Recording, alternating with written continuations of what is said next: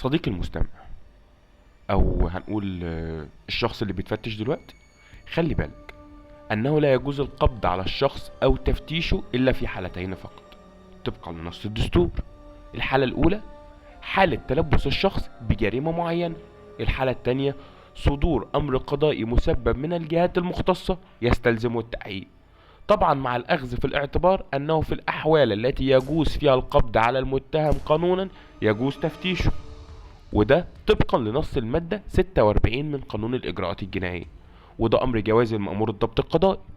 والجرائم التي يجوز القبض والتفتيش بناء على التلبس بها هي الجنايات أو الجنح التي يعاقب عليها بالحبس لمدة تزيد على 3 أشهر، وده طبقا لنص المادة 34 من قانون الإجراءات الجنائية.